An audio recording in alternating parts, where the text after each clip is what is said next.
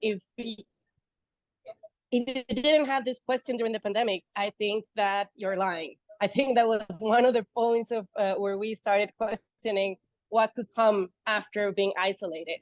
So that's when we started at first phase of horizon scanning, first with a woman perspective.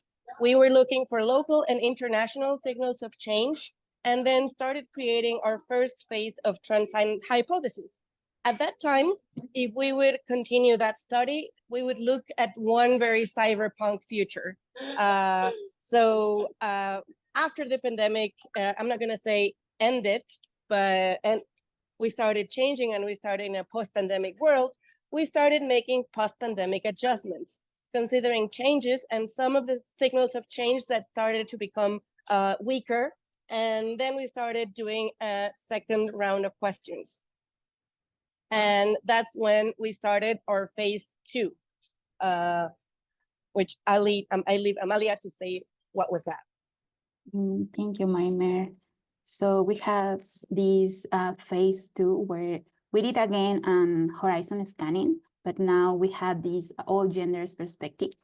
We really wanted to focus on the LATAM signals of change, so we could go deeper on our local context. So we did a revelation of trends and change drivers. And with all these analysis, we developed that we really needed a new premise.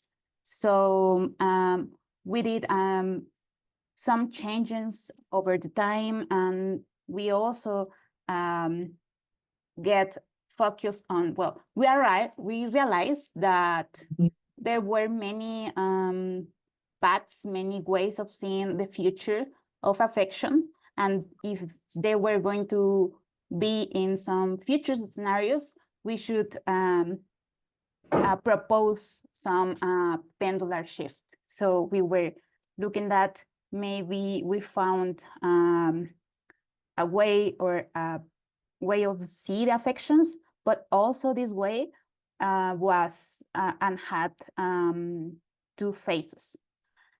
Also, well, we developed pathways that can help us to create futures if we compare, mix, and play with them. So after that, we had an ideation workshop. So we were asking ourselves, like, how can we present our idea? So we create our own artifact considering time and creativity, because we already we didn't want to use like the usual frames that Foresight uses. So we tried to did own. So that's how we ended up with the El Árbol de los Afectos, the affection tree. So this was the process. And we also want to share with you this Árbol de los Afectos, this tree, so you can explore the tree. So I don't know, guys, if you can share the middle link so everyone can. Yeah, it's done. Amazing. It's all right. Is that okay? Yeah. Okay.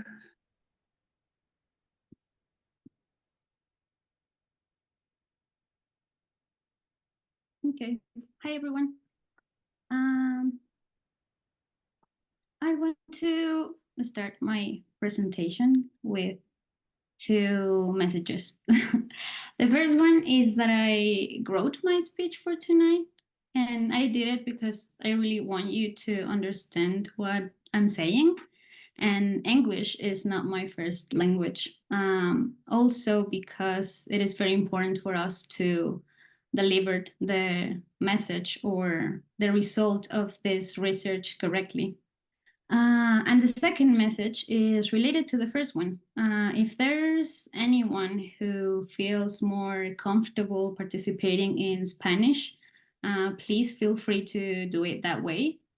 We do not want language to be an impediment to listening to your valuable contributions and thoughts. So if you want to ask us something in the chat or during our presentation or during the activity later, you can say it in your preferred language.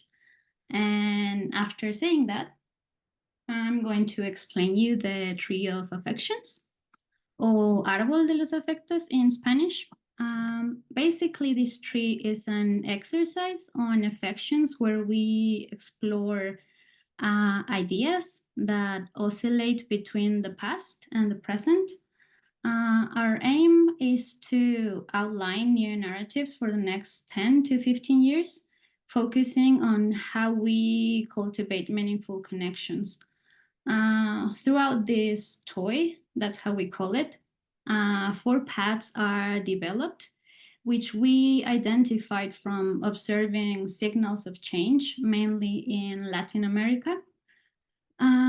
And the importance of this exercise lies in highlighting that these paths coexist in the same space, and their mixture forms a complex ecosystem that will drive new collective behaviors, new values, of course, and new ways of experiencing love in the future.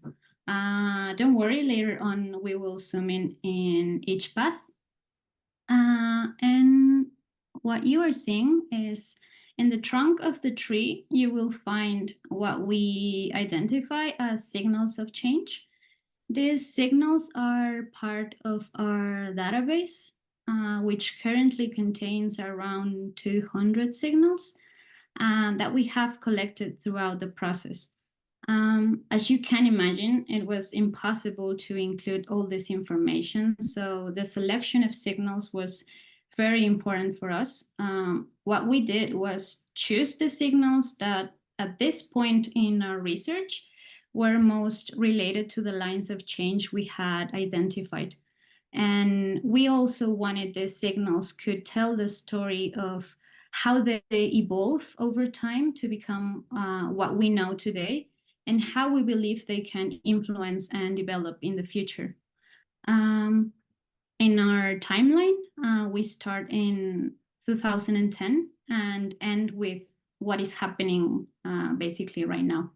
So basically this is our tree. Rather than reading through each individual signal, we believe the best way to explore a tree is by climbing it. So I'm going to share the link. Oh no, you already have it. So you can navigate the timeline. There you can delve into the details at your own pace and appreciate the beautiful illustrations from our dearest friend. So once the majority is in Miro, I don't know if you're already there, but we can give you like 5 minutes to check all the signals, maybe.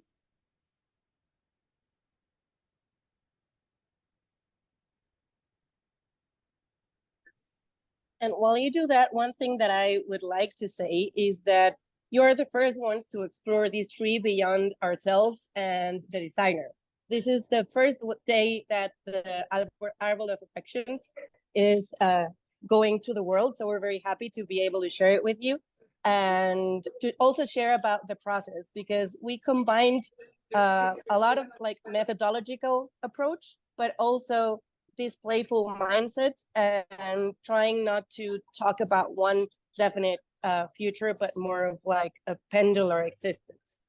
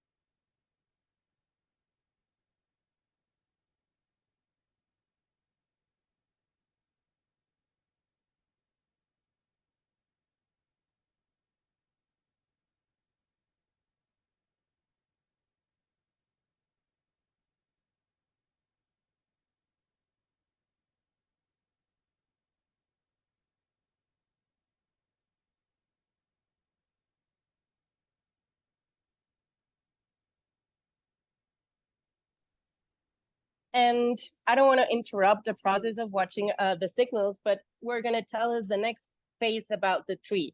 So by doing and redoing the patterns of change that we started noticing by looking around the signals and then doing like a second reframing of it, we explore different lines of change that are interconnected and that help us analyze potential futures.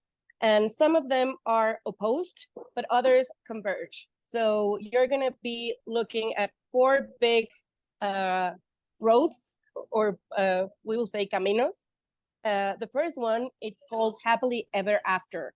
So this path is between the traditional family, monogamy, and love and freedom, because the difference between both of them is only 1 step away. This is very interesting because one of the things that we were talking about or saying is that the message or the storytelling outside is like, okay, monogamy is dead. But what we're saying is that it coexists. So we have both things. So it's between romantic love and love in freedom.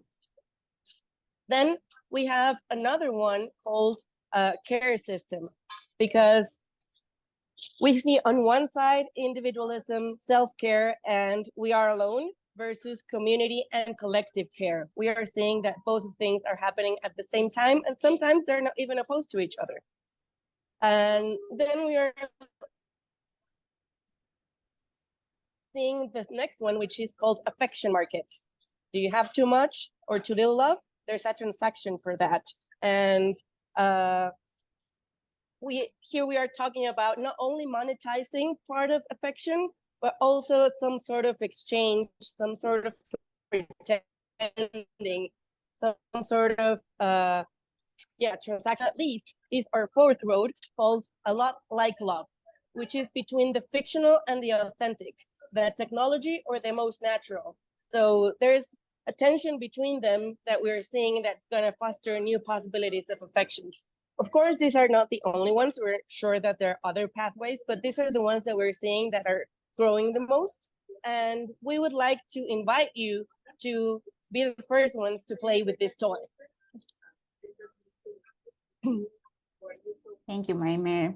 So now that we have explored El Árbol, I would like us to play with the possibilities. So we prepare this small exercise workshop for you.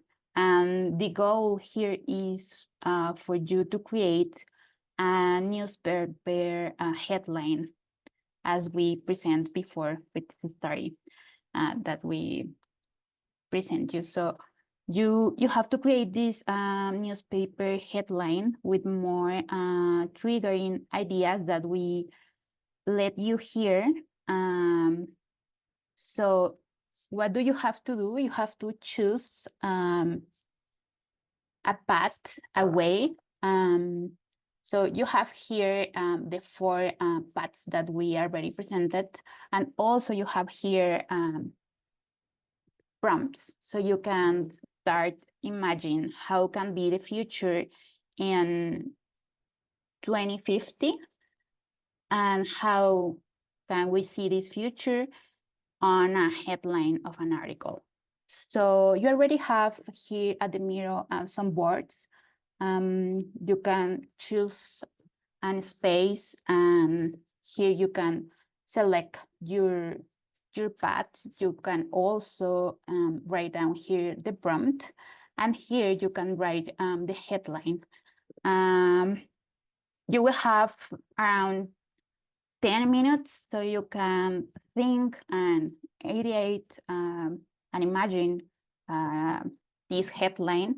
And after that, we really would like you to present some of these ideas.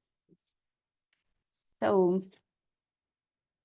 I will use a timer here, so you can see how much time you have. Remember, it's 10 minutes.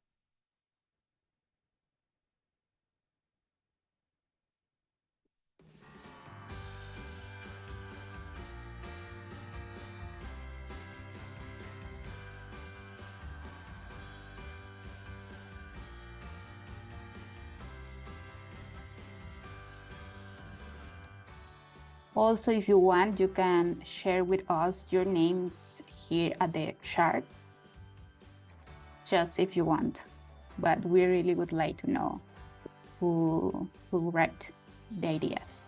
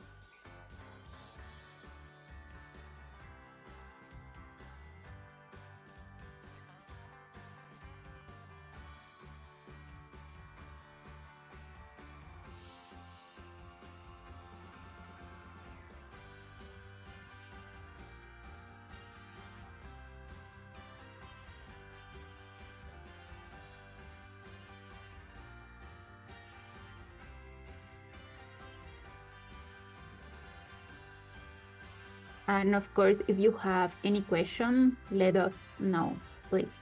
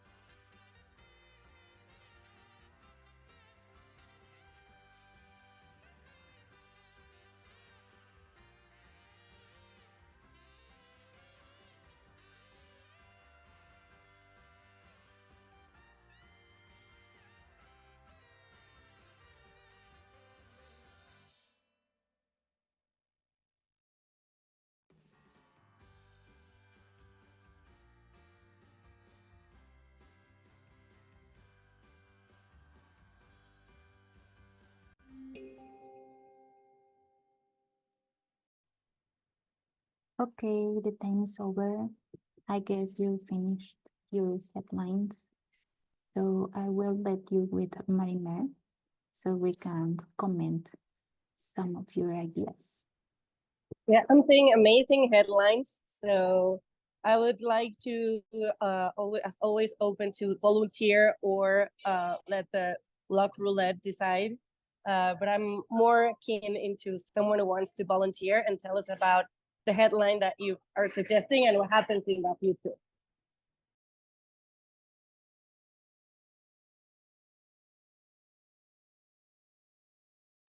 Yes, Manuel. Yeah, I can read my headline.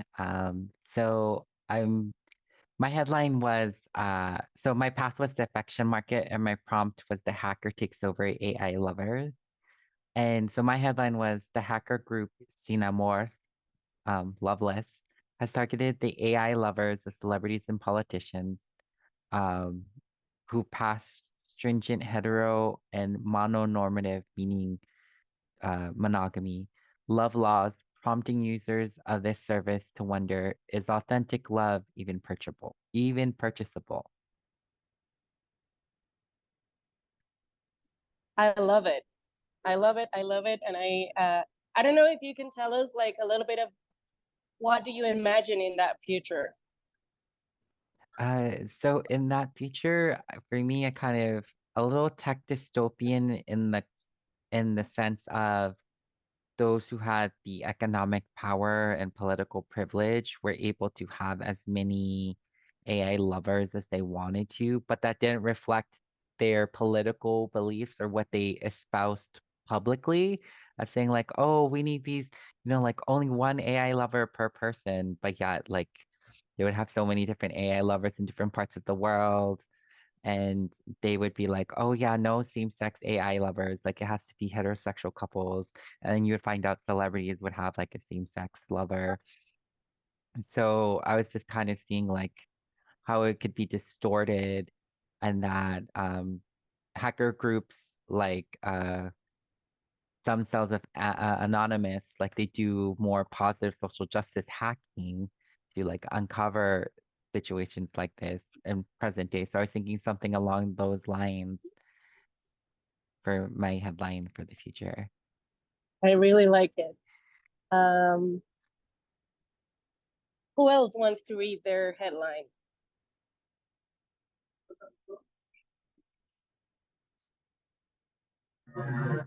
Puedo hacerlo yo, pero en español está bien.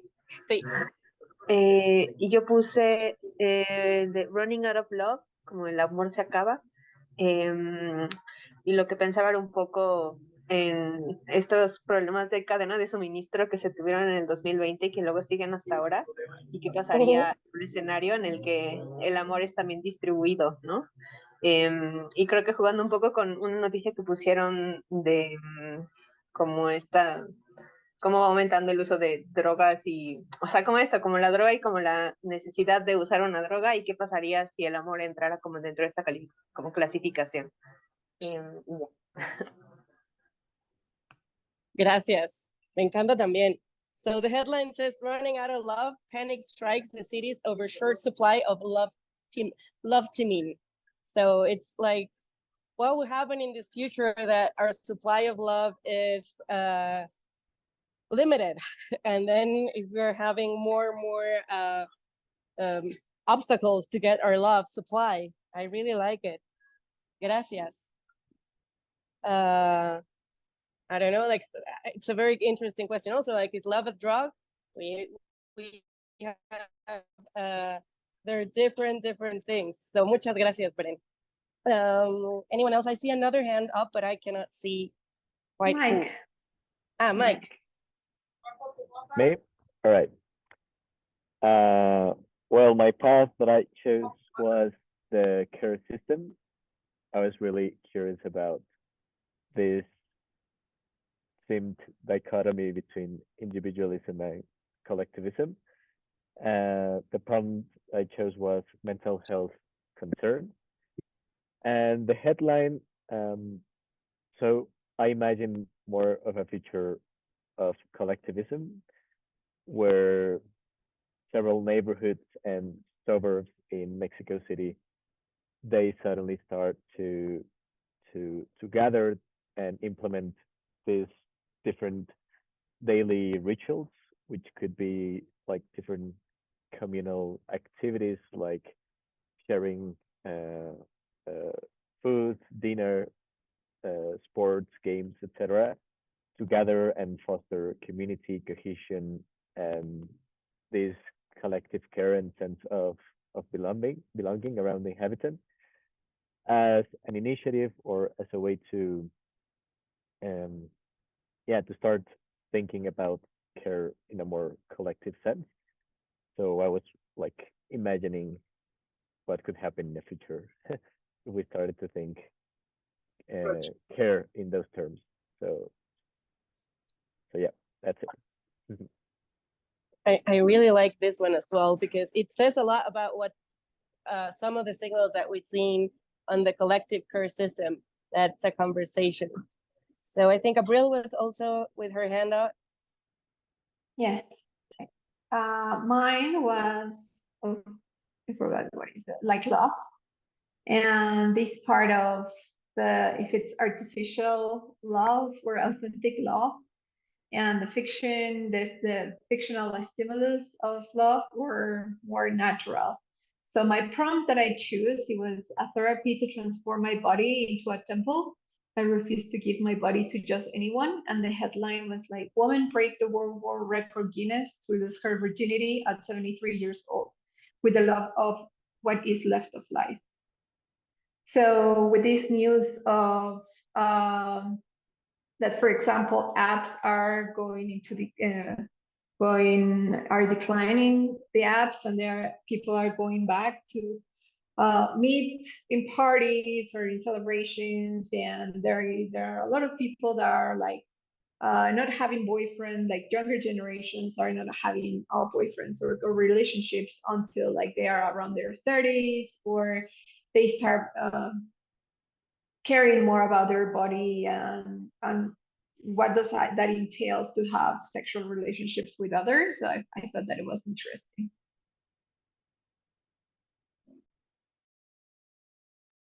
Thank you so much.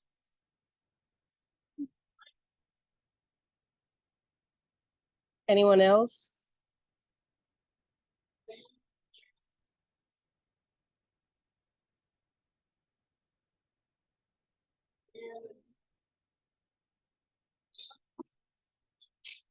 Well, while you decide, I'm gonna share mine, which Sure. Charlotte, raise her. Charlotte, please.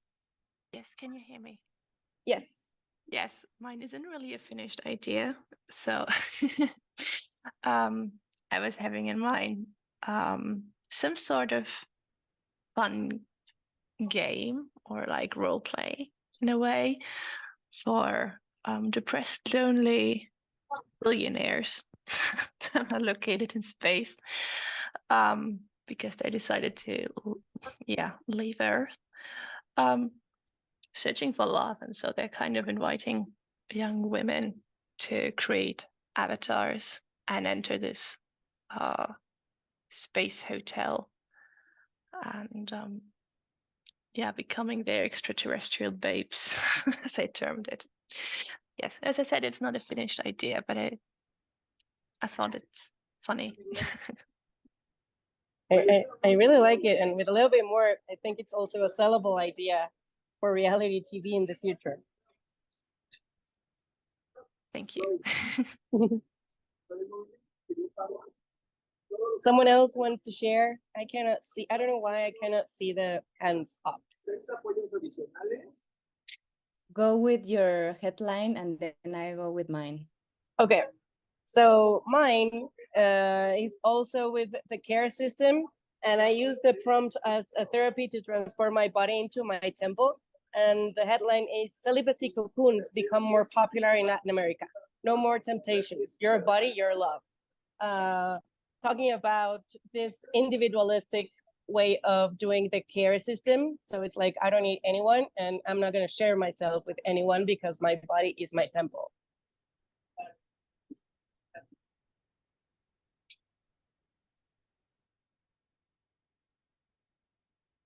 Mine is more this one, that one, yeah.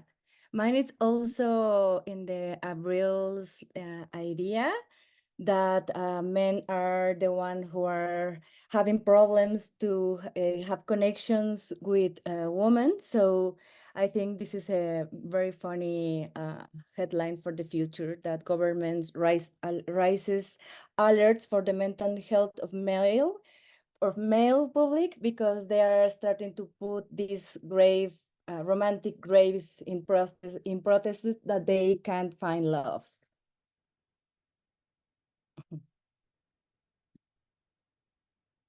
I really would like to share mine as well. So I chose care system as well, and the prompt was piracy. So the headline is careful, the, the certificates of loving friends are being falsified.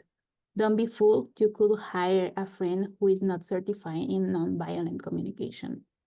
So, well, was thinking that maybe right now we are looking for many tags for our relationships. So maybe one day we will be really disciplined about this way of relationships.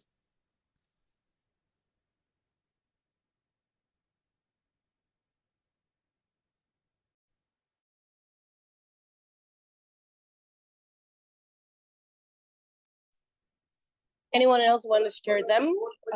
Because if not, my next question for you all would be to share with us your experience playing with both the prompts and the possible pathways for the futures of affections.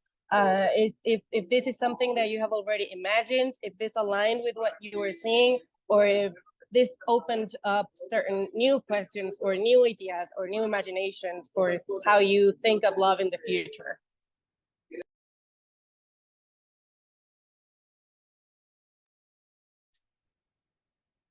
There is some hands on. Sophie.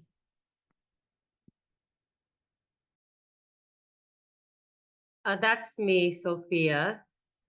I can share my headline and then respond to your question. So basically, I chose a subversive social movement, and I chose, I believe, the care system, maybe, and how neolibertarian males looking for love inadvertently catalyze progress in the movement for a more identity fluid and borderless world. And why did I say that? Well, I'm maybe a little bit too well versed in dating apps. I used to work at a dating agency in person after college, and now still on Bumble, find that it's like one of the best places to find signals. So in traveling, you can see more males are identifying as moderate or apolitical or not putting anything. But something more I've noticed recently is that people are not putting the languages that they speak or their country nationality. And we know, or we can speculate, that these neolibertarian males are not doing this because they don't believe identity is important.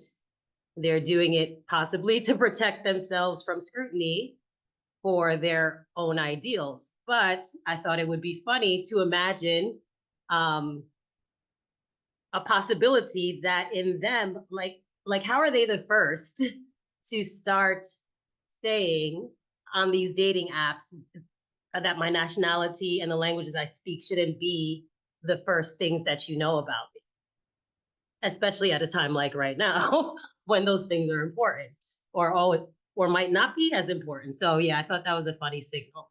And I forgot what your question was now, but maybe my response just touched on it.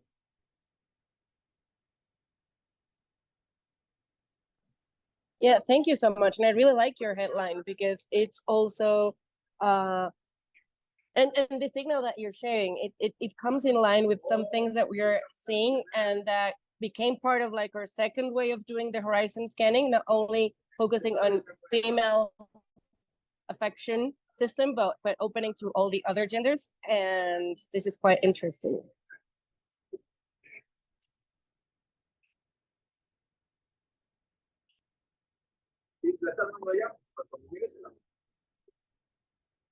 So again, I cannot see if someone else is raising their hand, but if someone would like to share us like their experience playing with the tree and the signals that you saw and what this triggered on you would be amazing.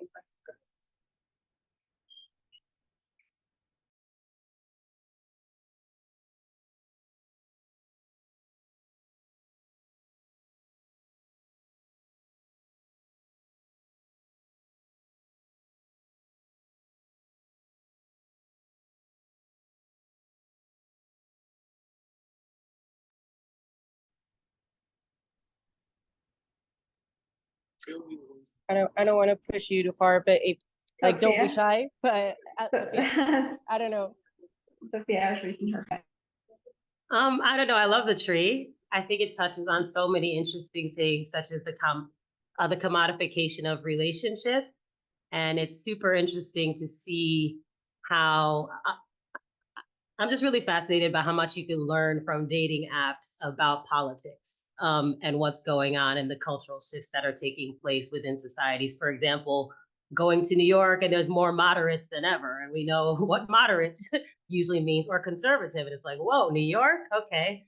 So there's so much you can learn from that. And it just ties in so many different classes of signal. For example, like, wellness influencing and what that has to do with all of this, and algorithmic capitalism. And it just has everything in there. And also, I just loved hearing the beginnings of the story of how you all started doing this. And I think given what we see, the impacts on our own capacity for love and collective care are really going through it right now. It's super important to think about these things and how to, I don't know, find new ways to define love and community care, and also to hold space for the possibilities not yet imagined.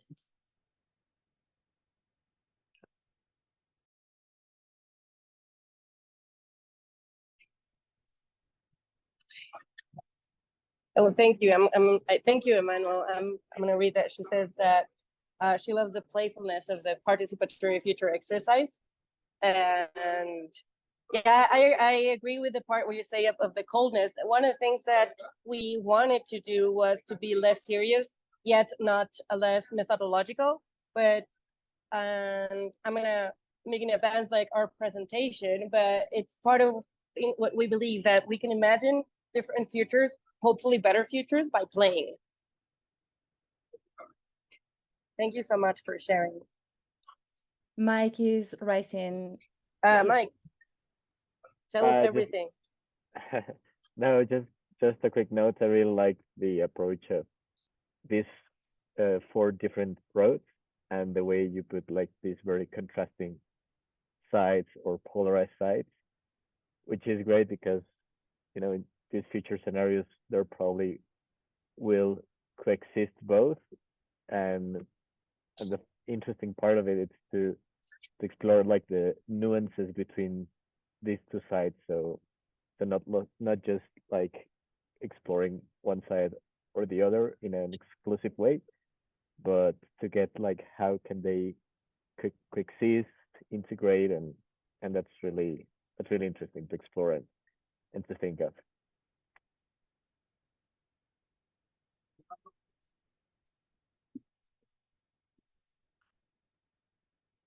Thank you, Mike.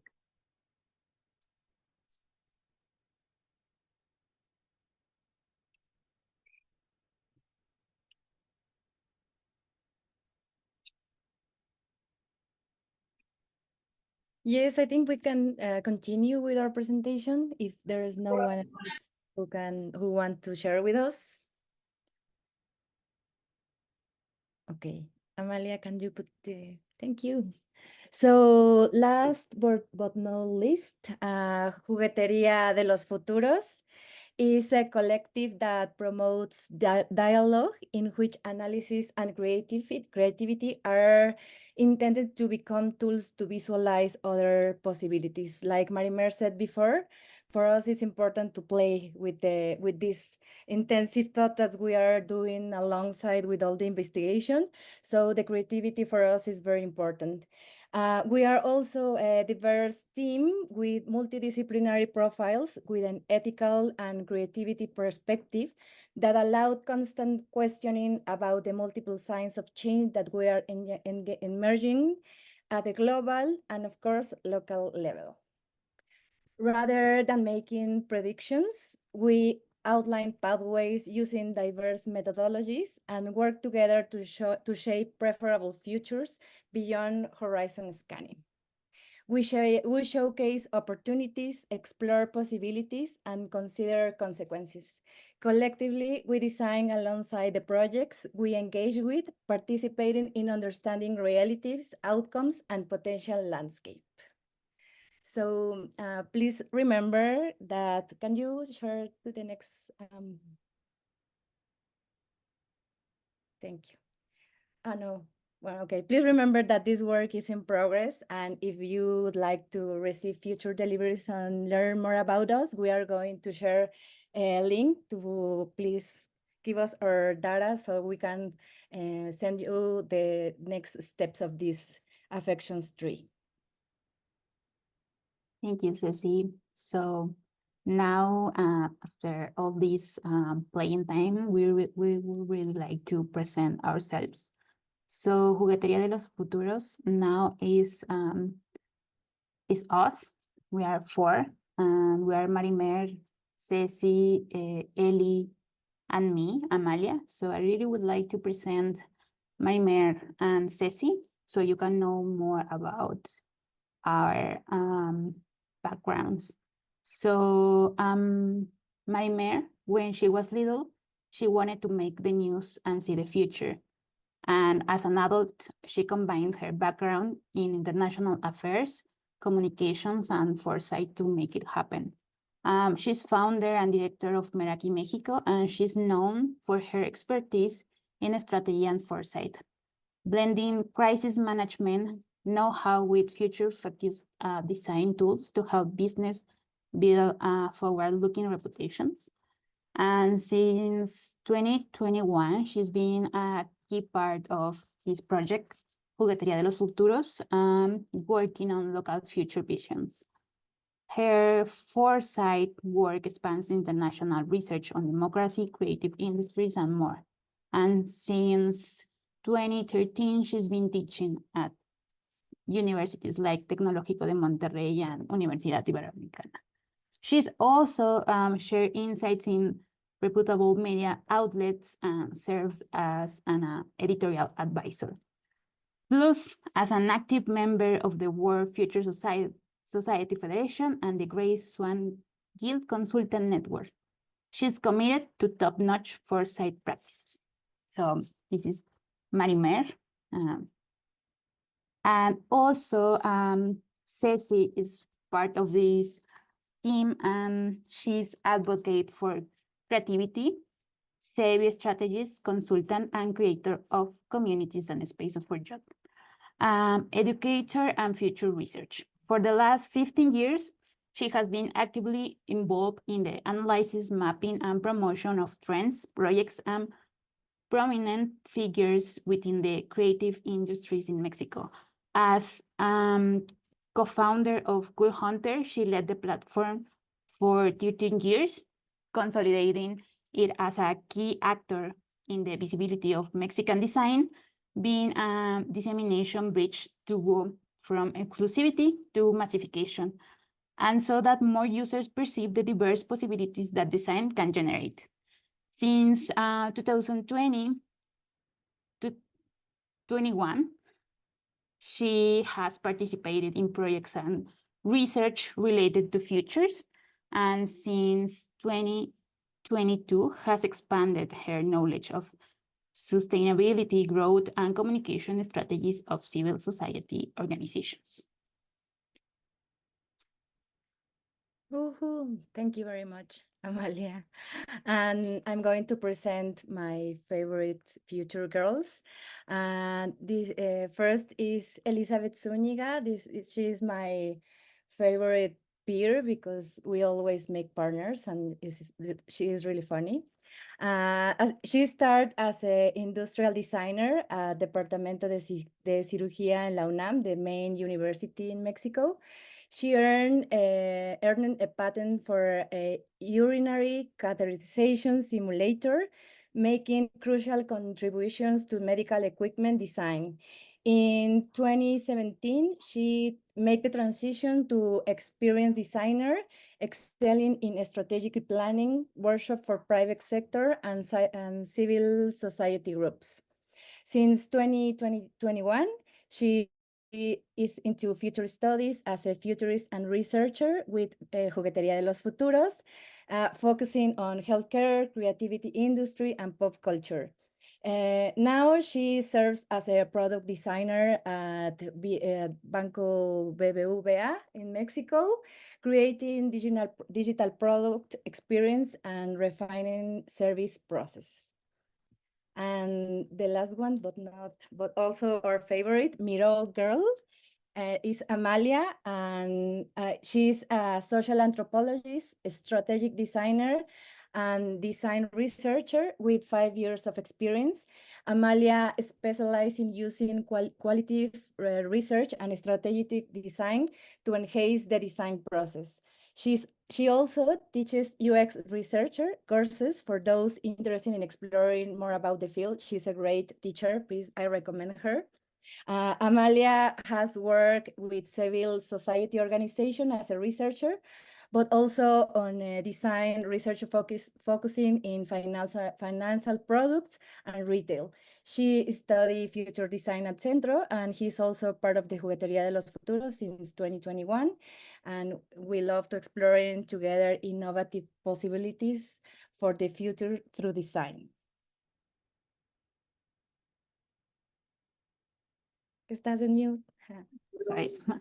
Now, so if you are curious for more, to know more about us, about Juguetería de los Futuros and what we are doing now, we let you hear some links to our articles, so you can have a read about us, about El Árbol de los Afectos, and how we started Juguetería.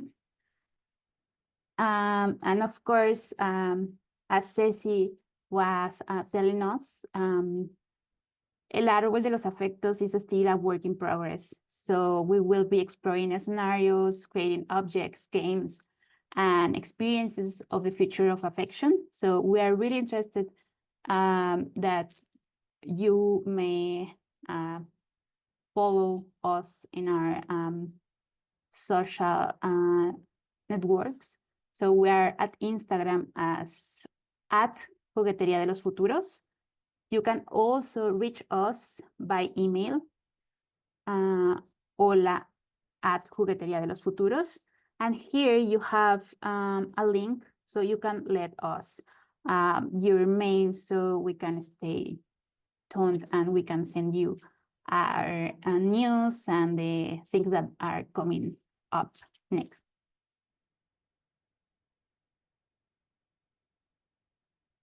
Also, we want to say that this is our first toy, but we are a toy store, so we will be creating more. Right now, we are going to keep developing certain layers of the tree. So if anyone wants to collaborate with us, I would love to hear one signal of change that you have noticed in your environment, your country, or your small circle, so we can close. So this would be like a Mexican Christmas tree in a way for you to share one sphere more to our pathways.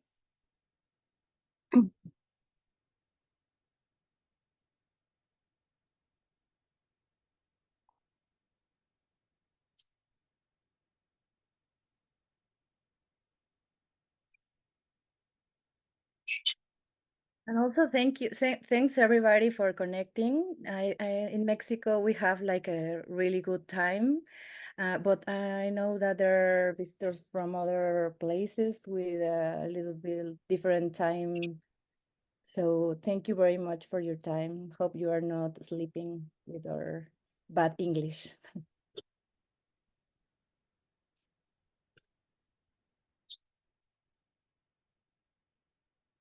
I don't know if anyone wants to add something. We would like to hear. Thank you so much, Marimer, Stacy, Amalia, Elizabeth, for giving us this time and showing us your amazing work. And I don't know if someone else wants to share something and how was your experience before we close?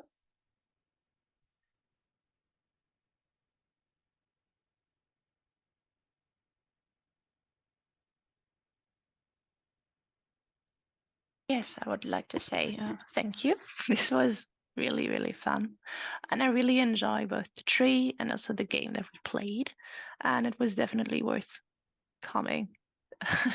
It's 4 a.m. here in Helsinki. So, but I really wanted to join. So thanks so much. Looking forward to the updates. Thank you so much, Charlotte. And yes, that is a very committed, that is to be committed with the cost. And thank you so much for the support. I don't know if you, Jugueteria, do you want to add something else? No, just that we really appreciate your willingness to play with us today, especially Charlotte, because it's really early in the morning or late at night. And yeah, thank you for coming and being a part of our game. Thank you so much, everyone. And just for Women's School Futures, as you know, we are still running some sessions. We will have another session in a couple of hours.